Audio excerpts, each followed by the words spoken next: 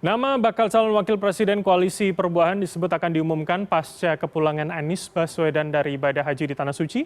Kini publik menanti kapan sang pasangan akan diumumkan dan siapa nama yang akan diusung bersama. Benarkah masih nama dari internal Koalisi Perubahan atau nama yang tidak disangka-sangka mengingat klaim kejutan akan diberikan di 16 Juli mendatang. Dan untuk mengkonfirmasinya sudah bersama kami Ketua DPW Partai Nasdem Jawa Barat, Saan Mustafa. Selamat malam, Kang Saan, apa kabar? Selamat malam, Mas Bram. Alhamdulillah baik. Alhamdulillah dalam kondisi baik, baik Kang. Ini langsung saja begitu. Jadi benar atau tidak, ini saya konfirmasi tanggal 16 Juli adalah sekaligus pengumuman nama cawapres dari Anies Baswedan, begitu Kang? Yang pertama tanggal 16 Juli itu perlu saya tegaskan ini acara konsolidasi Partai Nasdem ya. Yang jauh-jauh hari juga Partai Nasdem sudah melakukan rangkaian konsolidasi. Baik yang dilakukan oleh DPP, baik yang dilakukan oleh DPW maupun juga yang dilakukan oleh DPD se-Indonesia. Nah, rangkaian-rangkaian konsolidasi itu baik untuk struktur partai maupun juga untuk para calon anggota legislatif yang sudah didaftarkan ke KPU di level masing-masing. Bahkan tanggal 9 Juli itu masa perbaikan juga Nasdem sudah merampungkannya semua. Nah, dari rangkaian itu kita akan konsolidasikan secara nasional di GBK tanggal 16 Juli yang akan datang. Jadi tanggal 16 Juli itu adalah DPP ingin memastikan tentang kesiapan Partai Nasdem untuk menghadapi pemilu 2024 yang akan datang, terutama untuk pemilihan calon legislatif maupun untuk pemilihan calon presiden, wakil presiden. Tapi artinya tidak sekaligus begitu, Kang, akan diumumkan mengingat mungkin seluruh kader Indonesia Nasdem kumpul di sana, tidak sekalian begitu diumumkan?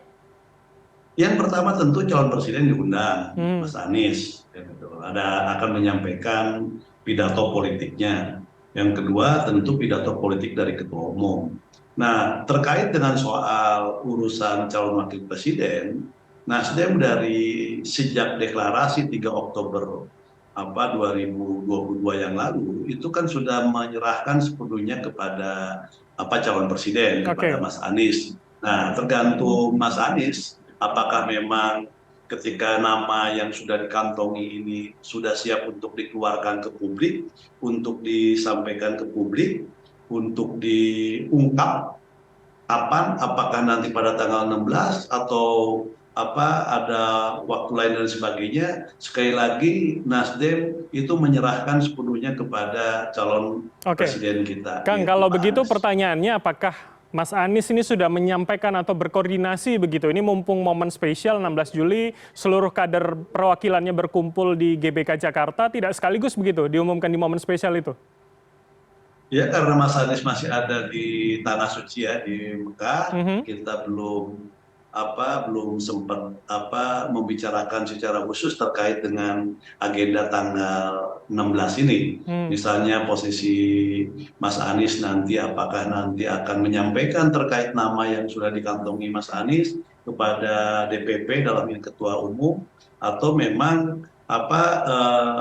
masih ditutup rapat sama Mas Anies ya, nanti kita lihat setelah Mas Anies pulang dari ibadah haji. Jadi sekali lagi tanggal 16 itu lebih kepada internal konsolidasi dalam kerangka persiapan dan kesiapan menghadapi pemilu 2024 yang akan datang. Oke, artinya menurut Anda lebih baik ketika acaranya bersama begitu? Artinya 3 partai membuat acara bersama bukan di acara internal Nasdem begitu ya pengumumannya?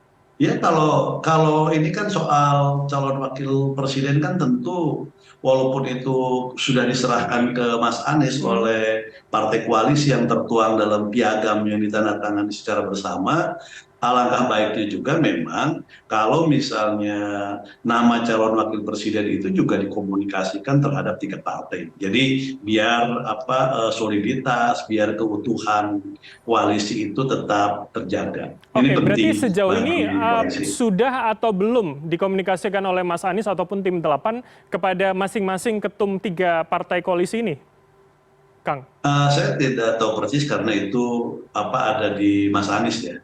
Jadi kita tunggu Mas Anies pulang dari ibadah haji aja, nanti kita lihat apakah nanti tanggal 16 apa yang akan disampaikan juga kita belum tahu dalam pidato itu. Oke, Kang, kami mengutip apa yang disebutkan Gus Coy pada wawancara kami juga di kanal Pemilu Terpercaya pada beberapa minggu yang lalu mengatakan bahwa sebetulnya sudah dikomunikasikan ke masing-masing ketum partai politik yang ada dalam koalisi perubahan. Apakah memang tinggal menunggu saja pengumumannya atau kemudian masih ada kealotan soal nama tersebut? Ini akhirnya karena diundur-undur, ditunda-tunda, ini seakan-akan publik akhirnya menafsirkan ada gesekan ini antara ketiga partai. Seperti apa?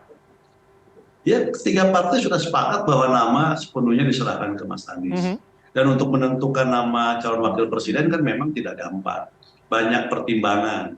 Jadi bukan hanya pertimbangan ketiga partai, tapi yang paling penting adalah pertimbangan bahwa komitmen dan keberpihakan calon wakil presiden itu juga harus sama dengan komitmen dan keberpihakan calon presiden terhadap kehidupan bangsa ke depan, terhadap isu soal kebangsaan dan sebagainya. Yang kedua juga tentu harus ada kesamaan dari sisi ada semistrinya lah dan saling melengkapi. Nah, untuk menentukan itu kan tidak gampang. Maka kita memberikan keleluasaan kepada calon presiden Mas Anies untuk menentukan wakilnya, apakah dari internal koalisi ataukah dari eksternal. Itu kita Kang, berarti kalau begitu artinya nama yang ada sekarang itu sudah final satu nama itu atau kemudian satu nama dari Mas Anies nanti akan didiskusikan kembali bersama ketum-ketum.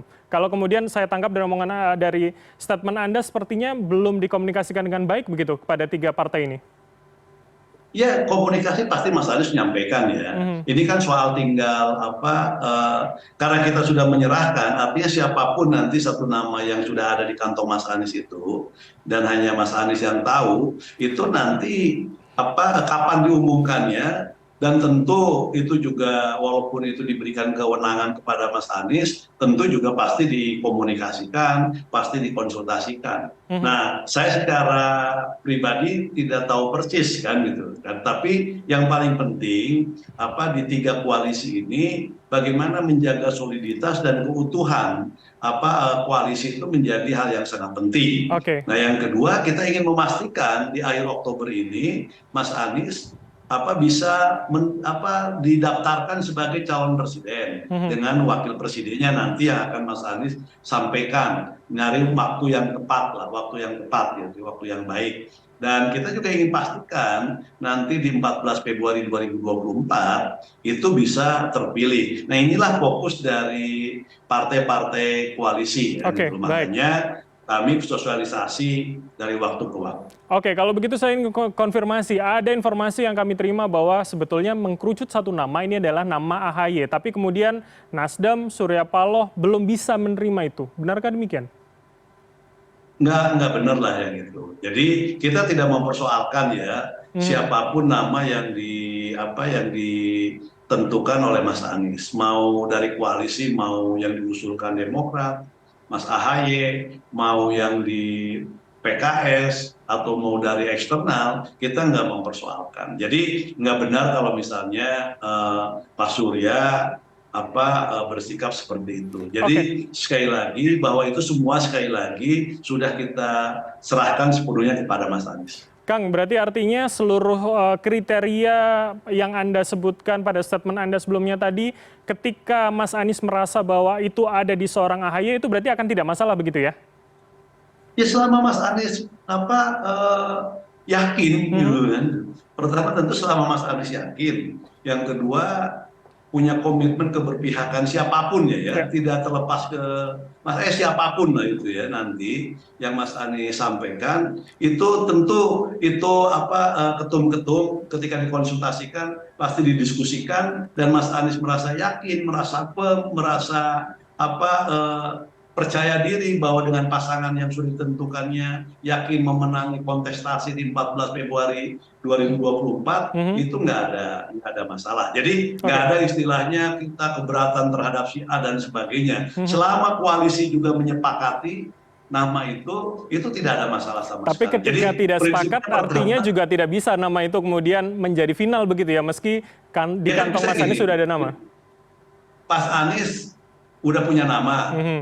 dan nama itu tentu juga kan dikomunikasikan dengan 3 partai koalisi, Ya. Nasdem, Demokrat, PKS. Nah, ketika Mas Anies bisa memberikan rasionalisasi atau penjelasan yang bisa diterima oleh ketiga partai, itu kan tidak akan masalah buat calon wakil presiden siapapun yang Oke. nanti usung. Kang, berarti kalau ada informasi bahwa Nasdem hingga saat ini masih mengincar nama dari Jawa Timur, seperti misalkan Kofifa, Yeni Wahid, bahkan Caimin begitu yang bisa mengkonsolidasikan Nahdlatul Ulama, itu tidak benar begitu ya? Ya itu sekali lagi soal-soal itu nama-nama kan Mhm. sekarang udah mengerucut ya, ada di Ya. Mas Anies satu nama. Nah nama-nama itu kita kan belum tahu dari banyak nama yang ada itu siapa kan gitu kan. Kita kan belum tahu itu. Itu kan Mhm. nanti hanya Mas Anies yang tahu hari ini kan. Ya. Dan sekali lagi nanti kita konfirmasi ketika Mas Anies pulang kapan nama itu akan dibuka ke publik. Oke, baik. Terakhir, Kang, berarti artinya ketika 16 Juli nanti adalah agenda internal Nasdem, akan diundang Mas Anies di sana. Apakah kemudian nama-nama hari ini yang potensial sebagai cawapres Mas Anies yang muncul di publik tiba-tiba hadir di sana, ini sah untuk kemudian publik tafsirkan sebagai pasangan Mas Anies nanti? Iya kalau publik menginterpretasi, mempersepsikan atau menafsirkan kan itu hal yang biasa saja. Oke. Kita kan tidak bisa juga mengendalikan asumsi, persepsi, Mhm. interpretasi dan tafsir dari publik. Dan itu sekali lagi itu biasa saja menurut saya kan itu. Tapi Oke. kan tergantung nanti Mas Aniesnya aja. Oke, kita akan lihat seperti apa, apakah kemudian ada nama-nama calon wakil presiden yang mungkin hadir di sana dan mungkin publik akan menafsirkan. Terima kasih atas waktu Anda, Kang Saan Mustafa, Ketua DPW Partai Nasdem Jawa Barat telah bergabung bersama kami. Selamat malam, sehat selalu, Kang. Selamat malam Mas Bram, terima kasih.